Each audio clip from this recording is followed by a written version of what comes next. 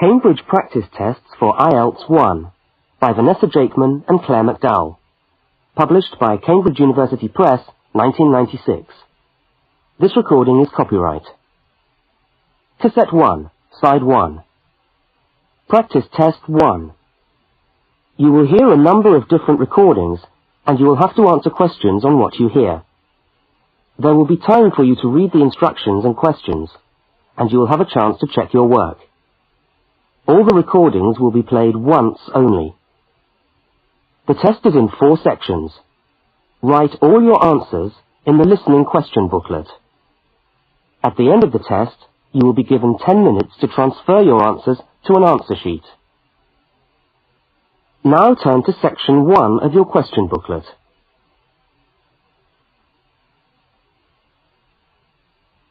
Section 1. You will hear a telephone conversation between a woman and a police officer. First, look at questions 1 to 5. For each of the questions, 4 alternatives are given. Decide which of the alternatives, A, B, C, or D, best fits what you hear on the tape, and circle the appropriate letter.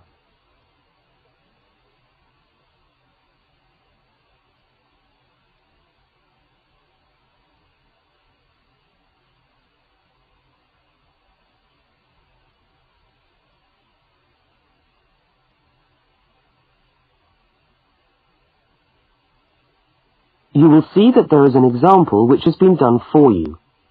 On this occasion only, the conversation relating to the example will be played first.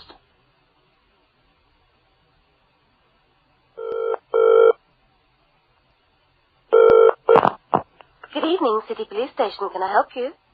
Oh, hello. I'd like to report a stolen briefcase, please. Just a minute and I'll put you through.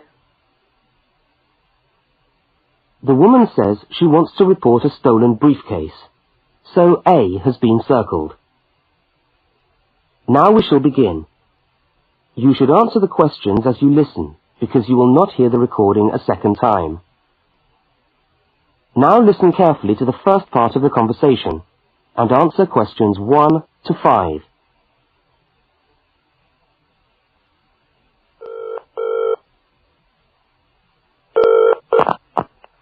Good evening, City Police Station. Can I help you? Oh, hello. I'd like to report a stolen briefcase, please. Just a minute and I'll put you through.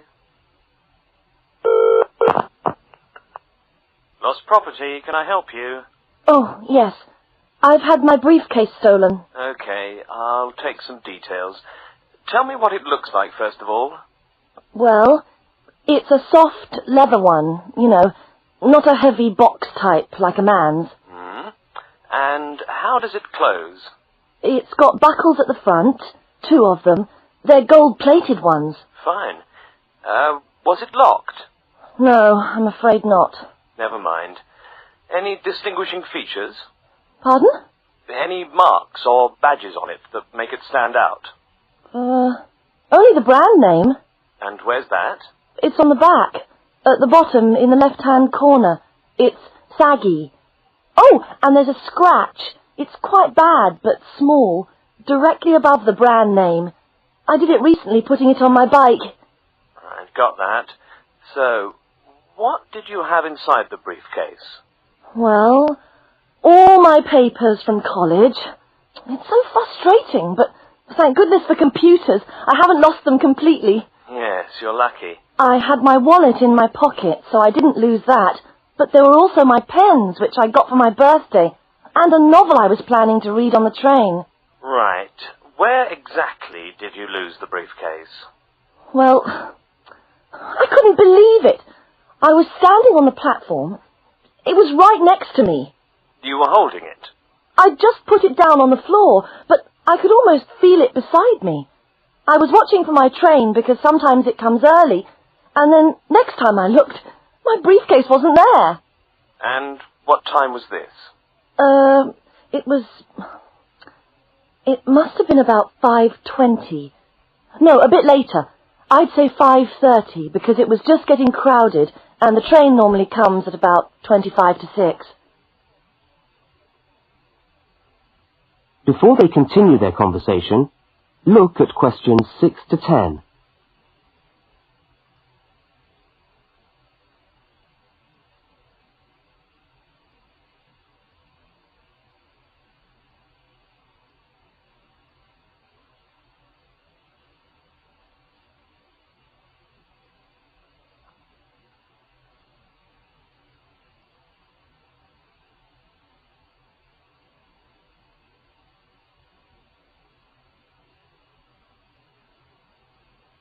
As you listen to the rest of the conversation, complete the form by filling in the numbered spaces 6 to 10. Right, if you'll just give me some personal details. Yes. What name is it? I'm Mary Prescott. Can you spell that? Yes, it's Prescott.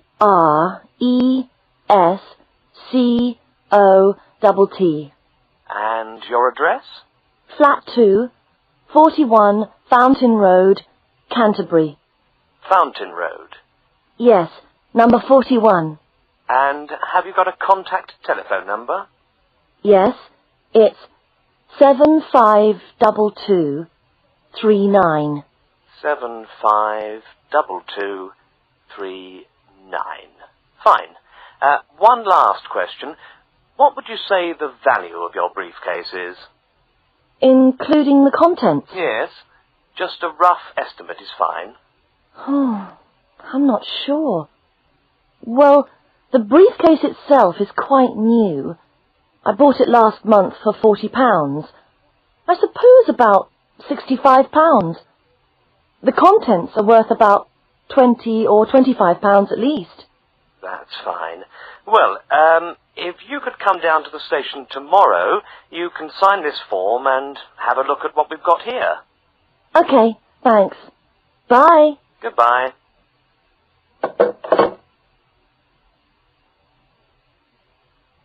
That is the end of section 1. You now have half a minute to check your answers.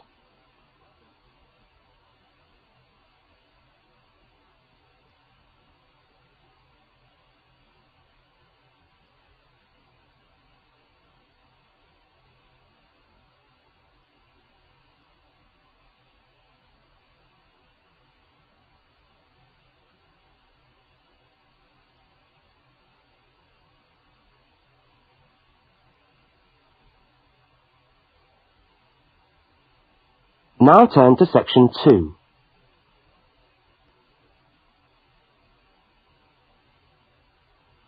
Section 2. You are going to hear a news report from an Australian radio program. First, you have some time to look at questions 11 to 13.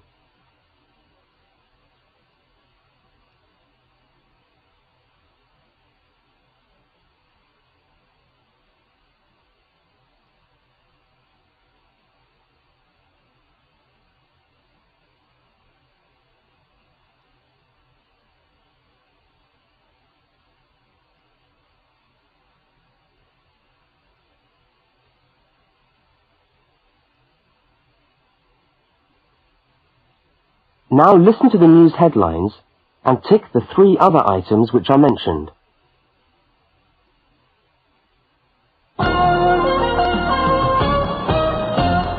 This is the 6 o'clock news for Tuesday the 25th of November. And first the headlines. The Prime Minister has promised to help the drought-stricken farmers in the northern part of the country who haven't seen rain for nearly 2 years. And in Sydney, a group of school children are successfully rescued from a plane which landed in the sea shortly after takeoff. Transport workers are on strike in Melbourne over a pay claim, and the strike looks set to spread to other states. And on a fashionable note, there's to be a new look for the staff of Qantas, Australia's national airline.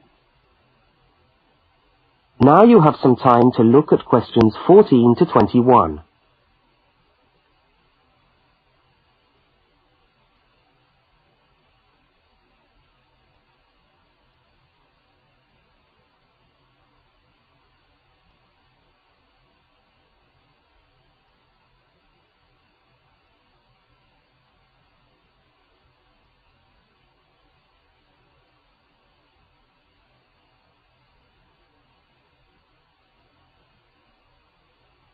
As you listen to the rest of the news, complete the notes in the spaces provided.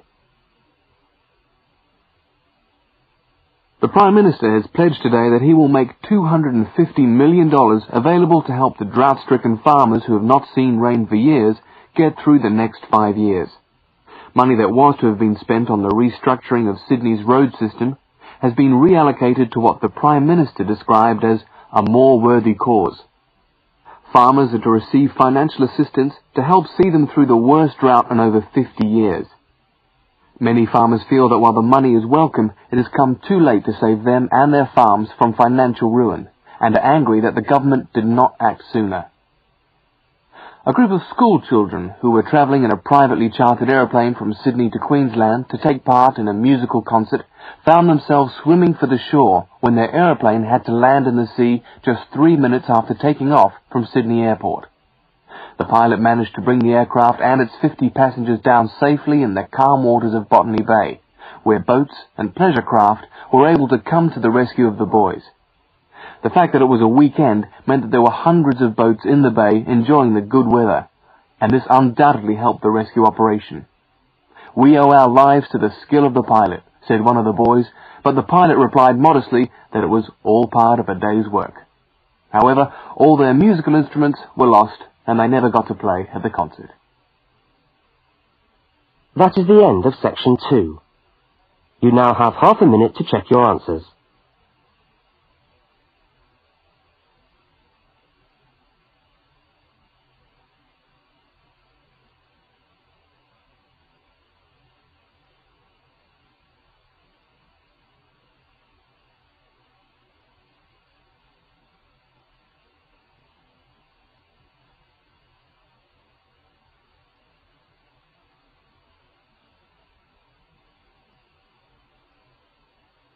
Now turn to section 3.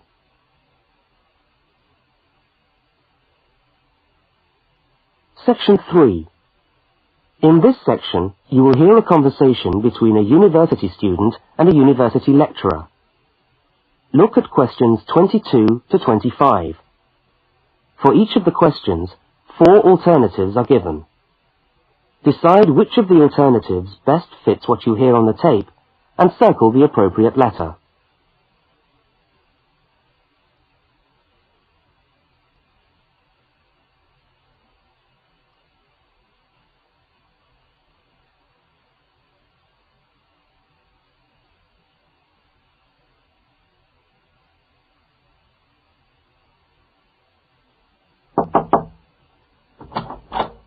Hello. Can I come in? Oh, yes, come in. How can I help you? I was looking for the economics office. I've been all over the arts faculty building looking for it, but I could only find the School of Accounting and Economic History. Is this the right place? Yes, this is the School of Economics. Oh, good. I'm a new student, and I was wondering if someone could give me some information. Well, I might be able to help. I lecture on that program. What do you need to know? Oh, quite a few things, actually. Firstly, how many lectures a week do I have to attend? Well, the Economics 1 course is a double unit.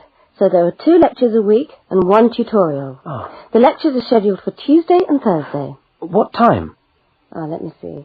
You know, this information is all in the handout, which you should have received yesterday at the orientation meeting. Was there a meeting yesterday? I didn't know about that. No one mentioned... Yes, there was. But never mind. Now, lectures are at 4 in the afternoon. Oh, 4's a bit late. I've got a part-time job that starts at 4:30. Well, you can't be in 2 places at once, can you? And attendance at lectures is necessary. We expect at least 90% attendance at this university, you know. 90%? That's high. Do they enforce that rule? Yes, we do. We're pretty strict about it, actually. And what times have been set down for the tutorials? Do you have that information? That's a very well-attended course, so there's a number of tutorial times. Monday, Wednesday, and Friday, all at 9 o'clock. Yours will be allocated at the first lecture. Can't I choose the time? Maybe, maybe not. You'll have to talk to the lecturer on the course. Dr. Roberts is his name. Oh, okay. Now look at questions 26 to 31.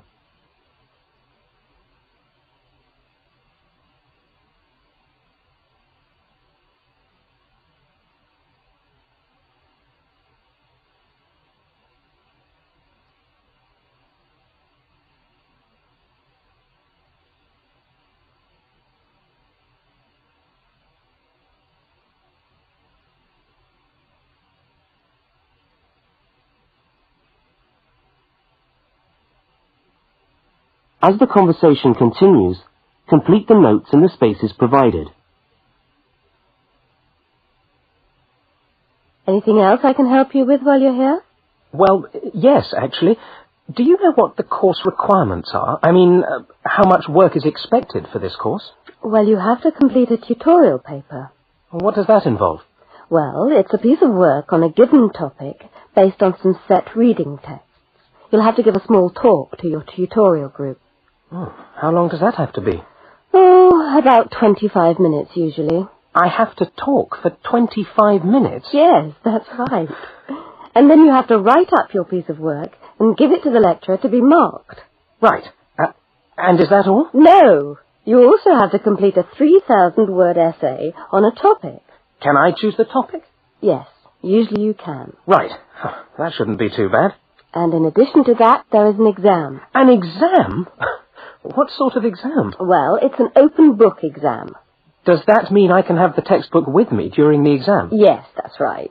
And can you give me any idea about the content of the first year of economics, so that I can get into some reading? Well, you'll be getting the reading list next week when lectures start. All the books are in the library. Yes, but won't everyone else take them out as soon as they get the reading list too? Well, yes, they might.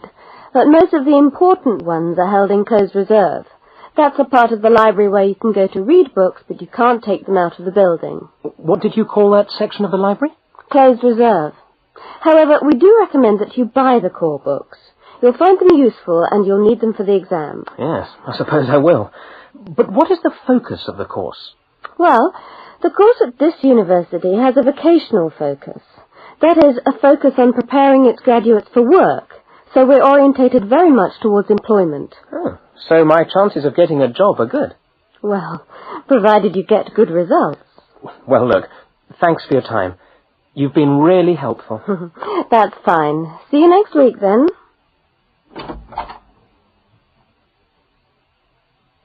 That is the end of section 3. You now have half a minute to check your answers.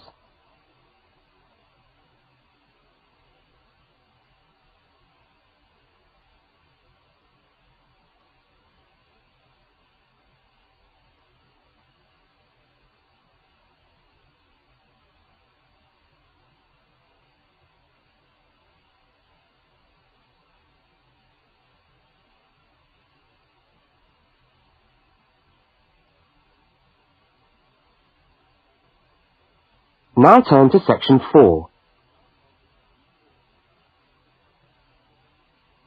Section 4. You will hear a talk given by a university lecturer about the structure of the university. First, look at questions 32 to 36.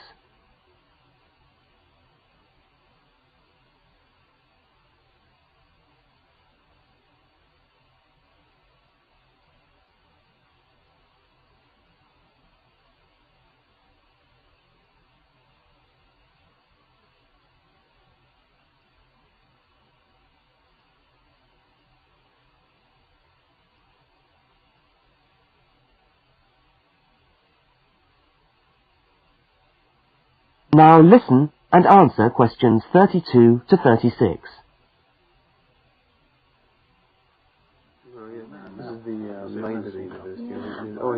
Good morning and welcome to the University of Westlands. My name is Marcia Mayhew and I'm the coordinator of the Bachelor of Social Science degree. This morning I'd like to tell you about the structure of the university and about some of the requirements of the degree that you're about to enter.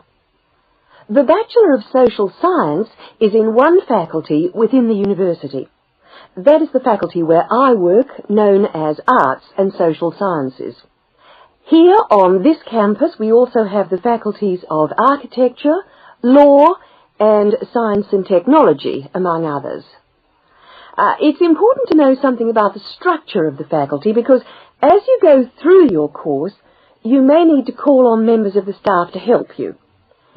At the top of the faculty, we have a dean, and below the dean, we have 3 divisions. Each division has a divisional head, and your degree is located in the Division of Social Sciences. Within each of the divisions, there are the departments, and each of these offers the different degrees. For instance, 2 of the departments which offer the major subjects for your award are sociology and psychology. Each has a departmental head, but for practical purposes, the people you are going to see the most of are myself as coordinator of the social sciences degree, and the actual lecturers who are teaching the subjects that you are taking. For instance, in the first semester, you'll be doing 4 subjects: psychology, sociology, history, and economics. If you have any problems or difficulties, not that I'm anticipating you will, but you never know, then you should go and see your lecturers. For instance, you may find that you can't meet a deadline for an essay, or perhaps you're having problems with attendance. These seem to be the 2 most common problems that students face.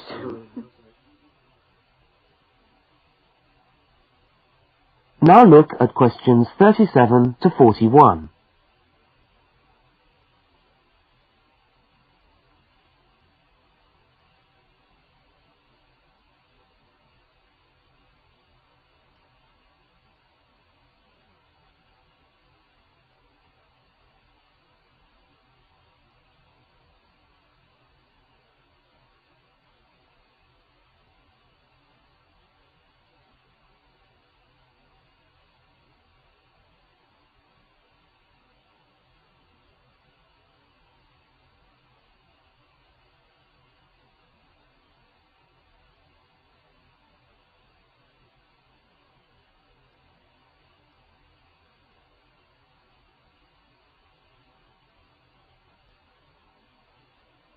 As you listen to the rest of the talk, answer the questions 37 to 41. If your lecturers are unavailable, you can always come and see me in my office. I'm available on Wednesday and Thursday mornings and on Friday afternoons. Outside these hours, perhaps you could ring the secretary and make an appointment. Now, you'll note that all of the subjects which you undertake in the first year are composed of lectures and tutorials.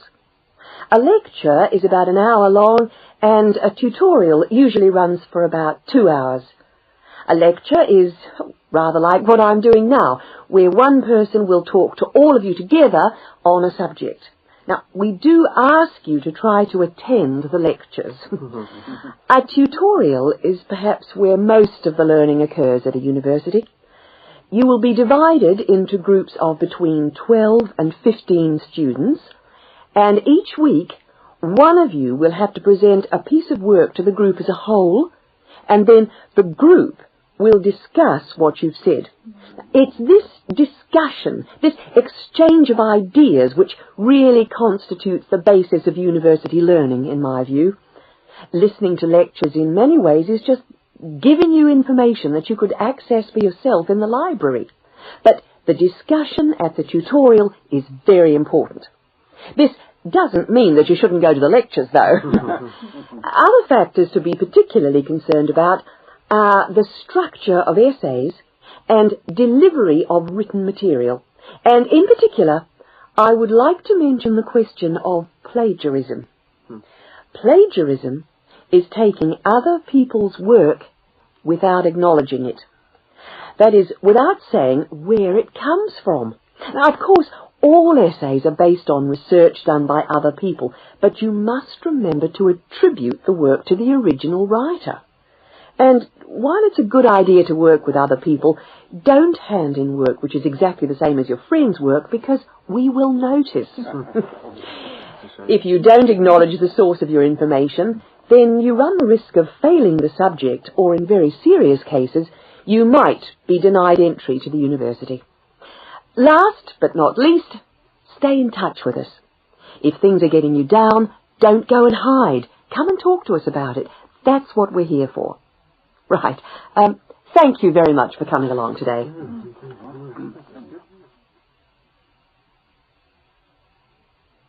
That is the end of section 4. You now have half a minute to check your answers.